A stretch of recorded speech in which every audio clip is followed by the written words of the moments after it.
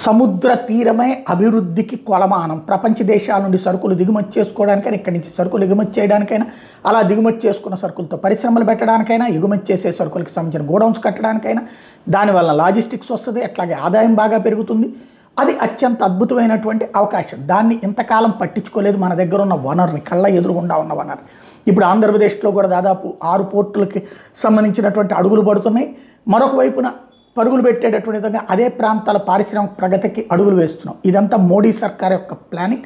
సముద్ర శక్తి అన్నటువంటి పేరుతో ముందుకు తీసుకెళ్తా టోటల్గా 2047 నాటికి 80 లక్షల కోట్ల పెట్టుబడుల్ని రన్నింగ్లోకి తీసుకొచ్చి పోర్ట్లు, అట్లాగే ఇక్కడే నౌకలు నిర్మించడం, ఇక్కడే షిప్పింగ్ సంబంధించినటువంటి ఇతర కాన్సెప్టు, అదే సందర్భంలో సముద్రం నుంచి ఇతర ప్రాంతాలకి డైరెక్ట్గా కాలువల ద్వారా రవాణా చేయించేటటువంటి దిశగా అడుగులు వేస్తుంది.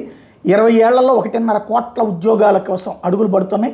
నౌకా నిర్మాణ రంగానికి సంబంధించిన 1.5 లక్షల కోట్ల పెట్టుబడి అన్నటువంటిది కీలకమైనటువంటి అంశం. Maritime vision 2030 and maritime Amrit call vision 2047 పేరుతో ఈ ప్లానింగ్ చేస్తున్నారు.